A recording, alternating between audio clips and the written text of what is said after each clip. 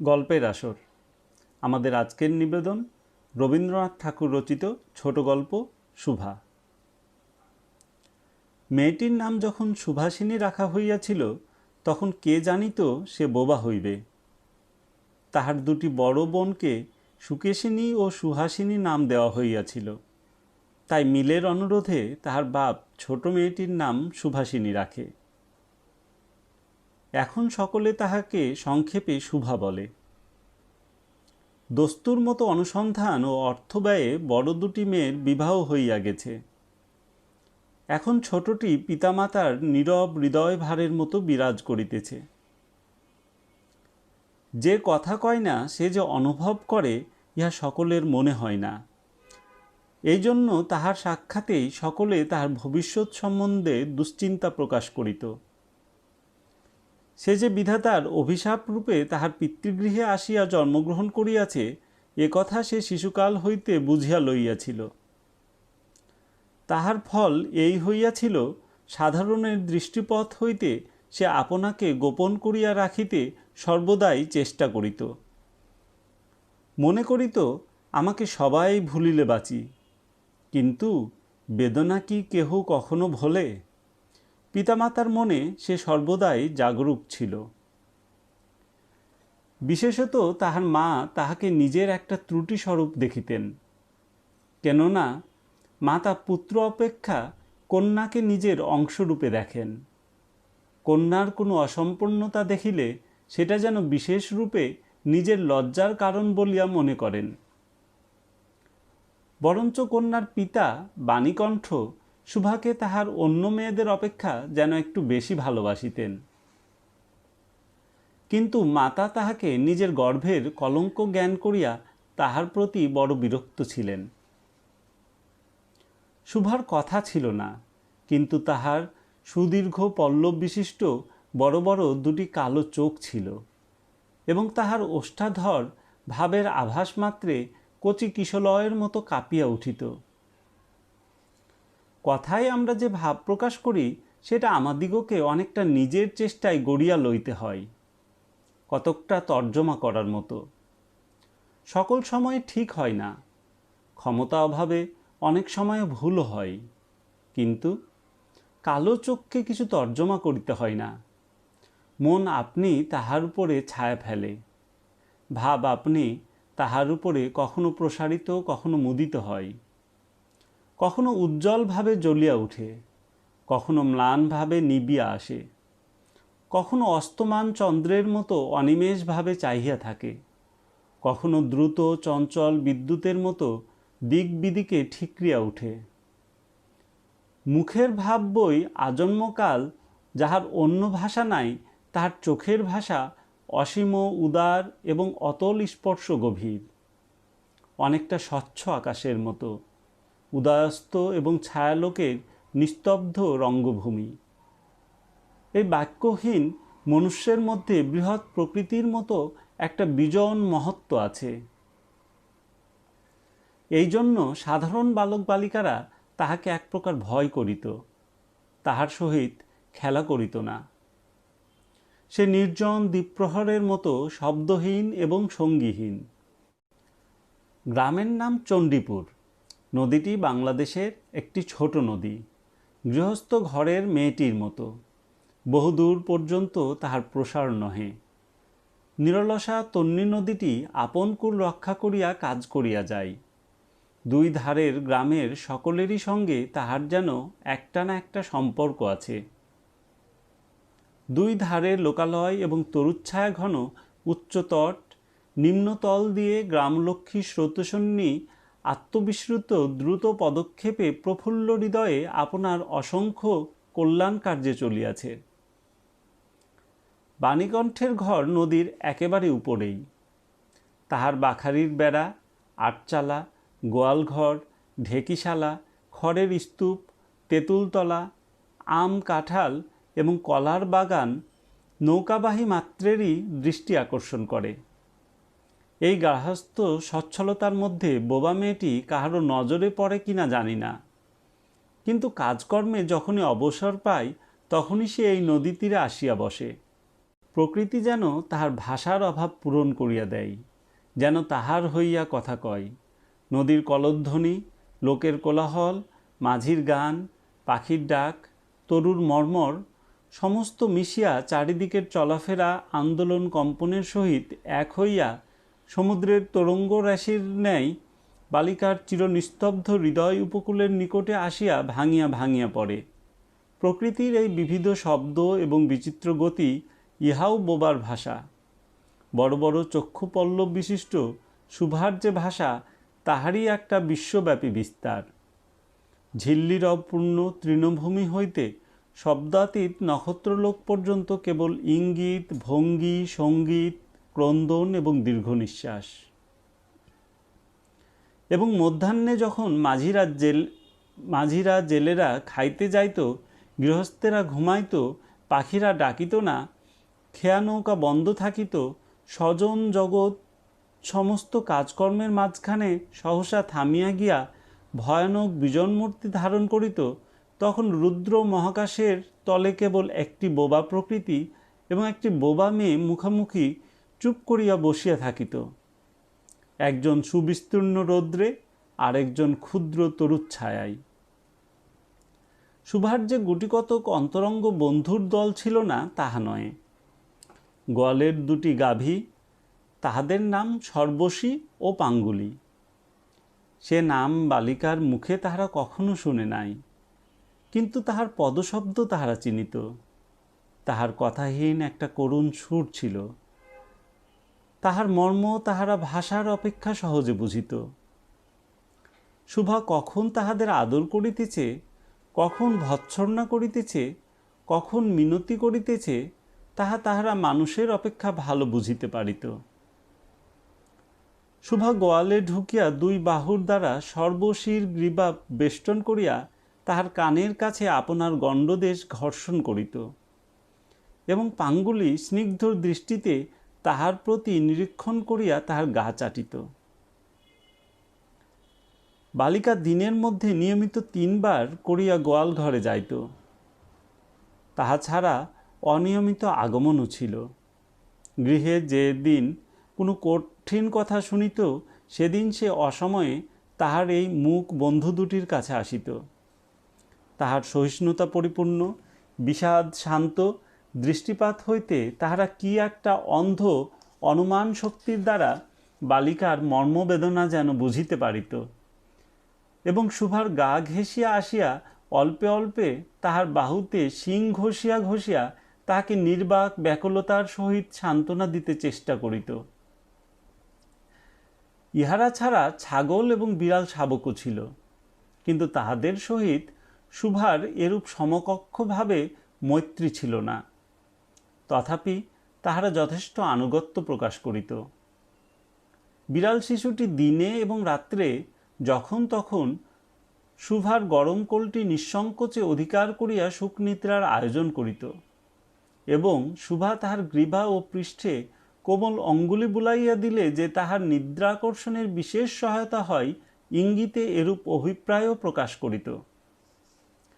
উন্নত শ্রেণীর জীবের মধ্যে শুভার আরও একটি সঙ্গী জুটিয়াছিল, কিন্তু তাহার সহিত বালিকার ঠিক কিরূপ সম্পর্ক ছিল তাহা নির্ণয় করা কঠিন, কারণ সে ভাষা বিশিষ্ট জীব, সুতরাং উভয়ের মধ্যে সমভাষা ছিল না। গোসাইদের ছোট ছেলেটি, তাহার নাম প্রতাপ। লোকটি নিতান্ত অকর্মণ্য। সে যে কাজকর্ম করিয়া সংসারের উন্নতি করিতে যত্ন করিবে, বহু চেষ্টার পর বাপমা সে আশা ত্যাগ করিয়াছেন। অকর্মণ্য লোকের একটা সুবিধা এই যে আত্মীয় লোকেরা তাহাদের উপরে বিরক্ত হয় বটে, কিন্তু প্রায় তাহারা নিঃসম্পর্ক লোকদের প্রিয় পাত্র হয়, কারণ কোনো কার্যে আবদ্ধ না থাকাতে তাহারা সরকারি সম্পত্তি হইয়া দাঁড়ায়। শহরে যেমন একাধটা গৃহ সম্পর্কহীন সরকারি বাগান থাকা আবশ্যক, তেমনি গ্রামে 2-4টা অকর্মণ্য সরকারি লোক থাকার বিশেষ প্রয়োজন। কাজে কর্মে আমোদে অবসরে যেখানে একটা লোক কম পড়ে, সেখানেই তাহাদিগকে হাতের কাছে পাওয়া যায়। প্রতাপের প্রধান শখ ছিপ ফেলিয়া মাছ ধরা। ইহাতে অনেকটা সময় সহজে কাটানো যায়। অপরাহ্নে নদী তীরে ইহাকে প্রায় এই কাজে নিযুক্ত দেখা যাইত এবং এই উপলক্ষে শুভার সহিত তাহার প্রায় সাক্ষাৎ হইত। যে কোনো কাজে নিযুক্ত থাক, একটা সঙ্গী পাইলে প্রতাপ থাকে ভালো। মাছ ধরার সময় বাক্যহীন সঙ্গী সর্বাপেক্ষা শ্রেষ্ঠ। এই জন্য প্রতাপ শুভার মর্যাদা বুঝিত। এই জন্য সকলেই শুভাকে শুভা বলিত। প্রতাপ আরেকটু অতিরিক্ত আদর সংযোগ করিয়া শুভাকে সু বলিয়া ডাকিত। শুভা তেঁতুল তলায় বসিয়া থাকিত এবং প্রতাপ অনতিদূরে ছিপ ফেলিয়া জলের দিকে চাহিয়া থাকিত। প্রতাপের একটি করিয়া পান বরাদ্দ ছিল, শুভা তাহা নিজে সাজিয়া আনিত এবং বোধ করি অনেকক্ষণ বসিয়া বসিয়া চাহিয়া চাহিয়া ইচ্ছা করিত প্রতাপের কোনো একটা বিশেষ সাহায্য করিতে, একটা কোনো কাজে লাগিতে, কোনো মতে জানাইয়া দিতে যে এই পৃথিবীতে সেও একজন কম প্রয়োজনীয় লোক নহে। কিন্তু কিছুই করিবার ছিল না। তখন সে মনে মনে বিধাতার কাছে অলৌকিক ক্ষমতা প্রার্থনা করিত। মন্ত্রবলে সহসা এমন একটা আশ্চর্য কাণ্ড ঘটাইতে ইচ্ছা করিত, যাহা দেখিয়া প্রতাপ আশ্চর্য হইয়া যাইত। বলিত, তাই তো, আমাদের শুভীর যে এত ক্ষমতা তাহা তো জানিতাম না। মনে করো শুভা যদি জলকুমারী হইত, আস্তে আস্তে জল হইতে উঠিয়া একটা সাপের মাথার মণি ঘাটে রাখিয়া যাইত। প্রতাপ তাহার তুচ্ছ মাছ ধরা রাখিয়া সে মানিক লইয়া জলে ডুব মারিত এবং পাতালে গিয়া দেখিত রূপার অট্টালিকায় সোনার পালঙ্কে কে বসিয়া? আমাদের বাণীকণ্ঠের ঘরের সেই বোবা মেয়ে সু। আমাদের সু সেই মণিদীপ্ত গভীর নিস্তব্ধ পাতালপুরীর একমাত্র রাজকন্যা। তাহা কি হইতে পারিত না? তাহা কি এতই অসম্ভব? আসলে কিছুই অসম্ভব নয়, কিন্তু তবুও সুপ্রজাশূন্য পাতালের রাজবংশে না জন্মিয়া বাণীকণ্ঠের ঘরে আসিয়া জন্মিয়াছে এবং গোসাইদের ছেলে প্রতাপকে কিছুতেই আশ্চর্য করিতে পারিতেছে না। শুভার বয়স ক্রমেই বাড়িয়া উঠিতেছে। ক্রমে সে যেন আপনাকে আপনি অনুভব করিতে পারিতেছে, যেন কোনো একটা পূর্ণিমা তিথিতে কোনো একটা সমুদ্র হইতে একটা জোয়ারের স্রোত আসিয়া তাহার অন্তরাত্মাকে এক নূতন অনির্বচনীয় চেতনা শক্তিতে পরিপূর্ণ করিয়া তুলিতেছে। সে আপনাকে আপনি দেখিতেছে, ভাবিতেছে, প্রশ্ন করিতেছে এবং বুঝিতে পারিতেছে না। গভীর পূর্ণিমা রাত্রে সে একদিন ধীরে শয়নগৃহের দ্বার খুলিয়া ভয়ে ভয়ে মুখ বাড়াইয়া বাহিরের দিকে চাহিয়া দেখে। পূর্ণিমা প্রকৃতিও শুভার মতো একাকিনী সুপ্ত জগতের উপর জাগিয়া বসিয়া যৌবনের রহস্যে পুলকে বিষাদে অসীম নির্জনতার একেবারে শেষ সীমা পর্যন্ত, এমনকি তাহা অতিক্রম করিয়াও থমথম করিতেছে, একটি কথা কহিতে পারিতেছে না। এই নিস্তব্ধ ব্যাকুল প্রকৃতির প্রান্তে একটি নিস্তব্ধ ব্যাকুল বালিকা দাঁড়াইয়া। এদিকে কন্যা ভারগ্রস্ত পিতামাতা চিন্তিত হইয়া উঠিয়াছেন, লোকেও নিন্দা আরম্ভ করিয়াছে, এমনকি এক ঘরে করিবে এমন জনরব শোনা যায়। বাণীকণ্ঠের সচ্ছল অবস্থা, 2 বেলায় মাছ ভাত খায়, এজন্য তাহার শত্রু ছিল। স্ত্রী পুরুষে বিস্তর পরামর্শ হইল। কিছুদিনের মতো বাণী বিদেশে গেল। অবশেষে ফিরিয়া আসিয়া কহিল, চলো কলিকাতায় চলো। বিদেশ যাত্রার উদ্যোগ হইতে লাগিল। কুয়াশা ঢাকা প্রভাতের মতো শুভার সমস্ত হৃদয় অশ্রুবাষ্পে একেবারে ভরিয়া গেল। একটা অনির্দিষ্ট আশঙ্কা বসে সে কিছুদিন হইতে ক্রমাগত নির্বাক জন্তুর মতো তার বাপ মায়ের সঙ্গে সঙ্গে ফিরিত। ডাগর চক্ষু মেলিয়া তাহাদের মুখের দিকে চাহিয়া কি একটা বুঝিতে চেষ্টা করিত, কিন্তু তাহারা কিছু বুঝাইয়া বলিতেন না। ইতিমধ্যে একদিন অপরাহ্নে জলে ছিপ ফেলিয়া প্রতাপ হাসিয়া কহিল, কিরে সু, তোর নাকি বর পাওয়া গেছে, তুই বিয়ে করতে যাচ্ছিস, দেখিস আমাদের ভুলিস নে। বলিয়া আবার মাছের দিকে মনোযোগ করিল। মর্মবিদ্ধ হরিণী ব্যাধের দিকে যেমন করিয়া তাকায়, নীরবে বলিতে থাকে, আমি তোমার কাছে কি দোষ করিয়াছিলাম। শুভা তেমনই করিয়া প্রতাপের দিকে চাহিল। সেদিন গাছের তলায় আর বসিল না। বাণীকণ্ঠ নিদ্রা হইতে উঠিয়া শয়নগৃহে তামাক খাইতেছিলেন। শুভা তাহার পায়ের কাছে বসিয়া তাহার মুখের দিকে চাহিয়া কাঁদিতে লাগিল। অবশেষে তাহাকে সান্ত্বনা দিতে গিয়া বাণীকণ্ঠের শুষ্ক কপলে অশ্রু গড়াইয়া পড়িল। কাল কলিকাতায় যাইবার দিন স্থির হইয়াছে।